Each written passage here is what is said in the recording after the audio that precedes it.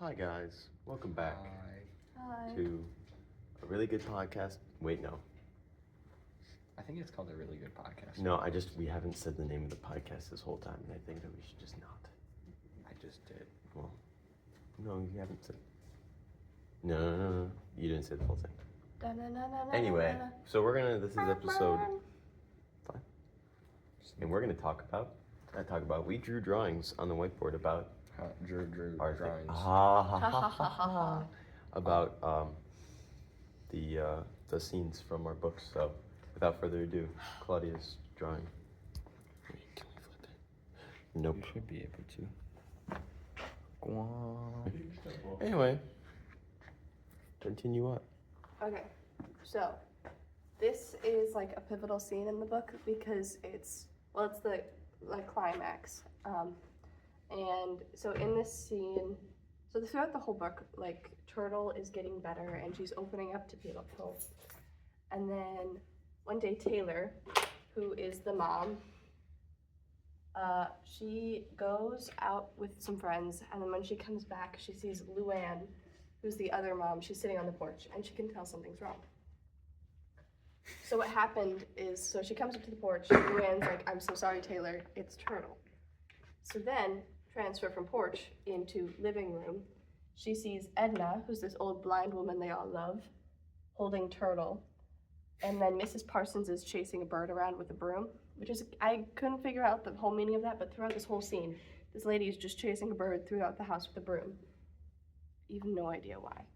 But, so, Edna tells Taylor that when they were walking through the park, and keep in mind Edna's blind, so she didn't see any of this, Turtle was like kind of singing and dancing, and then she hears like a thud. She describes it as a bag of flour hitting the ground. And then she can hear like some struggling. So then she swings her cane at this man, and this woman is so goated, she hits him. And then he runs away. But now Turtle is like back to her original self, which is like super reclusive and like on like, I don't know, what do you call it, catatonic. So she's like, and the reason actually Taylor gave her the name Turtle was because when she is scared or she needs comfort, she holds on to things and she doesn't let them go for like hours. So that's what's happening here. And the reason this is the climax is because this is when Taylor realizes that maybe she's not right for Turtle. And also because the police have to come and they have to like take a report and try to get Turtle to talk about what happened. They realize that Turtle isn't Taylor's. And so like Taylor has to go through this whole thing of am I good for Turtle? Like, should I keep her or should I let her, like, the state have her? And it's a whole thing. So that's like kind of the climax of the book. I was just gonna say, Edna looks like the one grandma from Deadpool. Like, to a T. Do you think the person running around with the bird signifies anything? I think so. I don't know. I was thinking maybe it signifies like, it just adds like another layer of chaos to the whole thing. But I don't know. I like don't know exactly. I just thought it was like to add either chaos or like, I don't know, symbolize people. I don't know. Maybe I had like a little thought, but this is like really out there that the turtle like symbolized, the bird symbolized Turtle. Like her environment is just not ideal. But I don't know. I'm so confused. Real. I feel like we need to all read Spark Notes on each other's books. No, this book doesn't make any sense. Yes, it's it about does. beans and trees, and there's a person named Turtle, and the freaking bird, and there's a guy in the house, but it's a bag of flour. No. They were walking on the whole park. point is like What? Why were we looking at that? No, then? because this is all after the whole thing happens. The whole point. So like like inner struggle of Edna Taylor, right? and Taylor are in the park while Edna and Turtle are in the park while Taylor is out with friends. It looks like you spelled it tater. Well, Tater tot. okay, this is Edna and wow, this marker sucks. And this little turtle. And then this man comes and he attacks Turtle. We don't know why. And that's like a big loophole in the book. That's stupid. We never figure out who this guy was. That has even less meaning than the Why he entirety of attacked. the road. Plot hole. Not equal. Plot hole. Okay. Thanks, Mr. B. English teacher in the future? Huh? Yes. So this You guy. could do chemistry in it. There's just a random guy Attacks. comes and beats him up. Well, he just holds her down. It's really weird. Okay, obviously. Because well, the only reason we know it is happening because of a blind woman. So then this lady takes her cane, whacks him. He runs away. She takes. How do we know it Turtle. was a guy? Just describes it as a man. I don't Equal know how she rights. knows. Nah. Edna and Turtle. I'm just saying, if it doesn't Go say, back we're trusting a home. blind woman Lou who hit him with Ann a cane. waits for Taylor to come back home, which is where this whole scene takes place. Good art. Great. The labels do help. Except I didn't understand that this was all after the. Yeah. Who was that? Vaughn and. King Vaughn? Lou Ann. Oh, Lou. It looks like a V. She doesn't know how to make house. Anyway. We're gonna talk about. Go to yours. Oh, we're gonna We're do going mine to next? Okay, well, y'all better get ready for more nonsense. So, welcome to La Carretera, which is what the one author called it. His name is Cormac McCarthy, something like that. So, here we have El Hombre. He has sunken eyes and a beard and a backpack, and they like wrap like blankets and tarps around their feet because otherwise they would lose their feet because it's all snow and they don't have shoes. And the boy has the same thing, and he also has a coat and very sunken and swollen eyes. They literally described him as like looking like he was death walking. Is this the Kinda right sad. way? Is the camera on the same side? Or is it be upside down? Yeah, it's fine. So this is El Nino. This is Sonic the Hedgehog, which is not a part of the book at all. So anyway, they're like dying because they don't have any food. It's been like 5 days since they've had anything but just eating snow. So they're like walking along in the snow, and then they come upon this house. And they're like walking around, and then they're like, we should just check downstairs. And then there's a whole bunch of people moaning in the bottom because they're all starving. They're like, help us. And the boy's like, we should help them. And earlier there was a boy that they found, and they're like, we're not gonna help him. And the boy was like, but I want a friend. And he was like, no, because otherwise we couldn't support another person or whatever. So then there's these like really sick, dying people. And then later as they're walking away, they see these other people like walk in, and there's like 4 dudes and 2 pregnant women. And they walk in, and he's like, they're gonna eat them.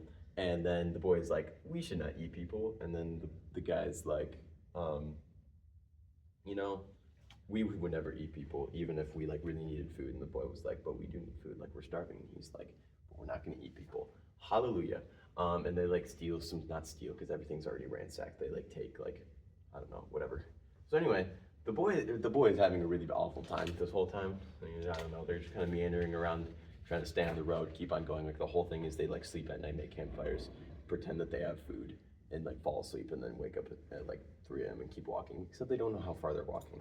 They're like maybe a mile, maybe 3 miles, maybe 10 miles. They have no idea. But then he puts the boy down to like just chill because he like can't walk anymore.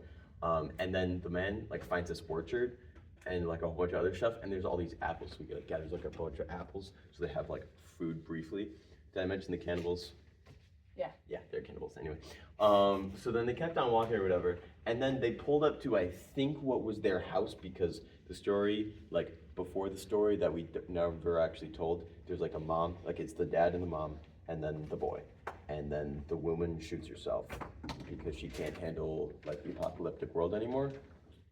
But they had a house. So I think they go back to their old house, kind of, where like he recognizes it somehow, because he has this like random flashback. He only has like 3 or 4 so far. It's kind of weird. But then they found this like bunker john with a bunch of cans of like beans and spaghetti and meat and noodles, and they were like, oh. And then there's like buckets of water, and they make coffee, and the boy has like a drink mix because the man found another thing, and it's like temporarily very happy because they're not gonna die. Because they were like, I wonder how many days I can go without eating any food. I guess we're gonna see. And then, ta-da! That's the book so far. That's all I got. Okay, I'll pass this off to you. We're gonna do Josh now. I'm gonna go full teacher mode on this one. So, theme. What? Not NPA side. They're the same thing. a theme. Empieza. It's this scene. So, the book starts off with this dude, Arthur, right here. He's not alive. He dies in the first little section. So, yeah, Arthur, he's got X eyes. He's dead. My art, immaculate. You can't even tell it's a person, but Arthur dies because he's acting, gets a heart attack, and so he dies. This is Kirsten. She's just a kid. She's 8 at the time. She's just crying in the corner because this dude dies and she doesn't know like what's going on. Like 8-year-olds, they're just going nutso because something not usual is happening. So they're just like, ah! So she's crying. 8-year-olds. This lady, like the stage, she's not the stage manager, but she's like in charge of all the kids who act in the play. They're acting King Lear. King Lear. Yeah, Lear. Yeah. And so she hands her. You cannot hold this straight, oh my word. You want to hold it? I feel like I could do a better job. Nice. So she hands her these comics, graphic novels. They're written in the style of comics. And so the stage manager gives Kirsten these graphic novels called Station 11, aka my book name. And then this dude, Javon, runs on stage, tries to help dude. He's dead, so he can't help, but yeah. And so the whole point is, at the start, we have no clue who these people are. We're getting introduced all these names, and slowly throughout the book, we get to know all these people. Like, Javon lives in the city. I think was it Toronto? I think they were in Toronto. And he escapes it before the flu, the Georgia flu, which is killing everybody in planet Earth. And this Kirsten is part of the Traveling Symphony. And we just keep on learning more and more because at the end of the book, they're 20 years in the future. Stuff is rebuilding and everything. Like, we just get to know her, like, inner thoughts, everything. And then we also have the third person, Arthur, where we get to learn his story at this time, this present day, right before the Georgia flu kills everybody, and all his dealings end. So he's had 3 wives. One's Miranda, one. Whoa. But he's prolific. He's got Miranda, who's his first wife, and then he's got Elizabeth, and then he's got what's the last? I think it starts with an L, but she's never really mentioned. Neither Elizabeth is a little bit. And so Miranda's the author of Stations 11, but we don't know that till like 3/4 of the way through the book. And so she's the one making these. It's her passion project. And it just keeps on circling back to Arthur and Miranda. Like, he still likes her, but he's in the Hollywood scheme. And she hates Hollywood. Yeah. Okay, it's Hollywood scheme. Or not Hollywood scheme. Just like he actor? He's a big actor. He's okay. like one of the most famous actors on Earth. And so he's acting. She's this like small town girl. And they grew up in the same island. They grew up on the same island, so they bonded over this. And it was just a very, like, she randomly pulls up to Hollywood. And so, yeah, they end up getting married. And they divorce because she hates living in Hollywood. But her passion project is making Station 11. And right before he dies, the week before he dies, she sends him Station 11. I don't know why. It never really says. I think still like there's still that love connection, but because it's in Hollywood, it doesn't work, and whatever. And so the book just revolves around like relationships between Arthur, his wife, Station 11, Javon and his group of people, and Kirsten and the Traveling Symphony and stuff. Yeah. So I think the biggest takeaway from my book is just relationships are a thing, and they're important, and they'll still be a thing 20 years down the road. And so, like, the book starts with this: we know nothing, and by the end, we get to know the inner thoughts and everything of every single character, and we just get the scene, like, why everybody's there and why it's important. So yeah, It's based. Oh, it makes more sense than your book. That's rude. I even explained it worse than you. So.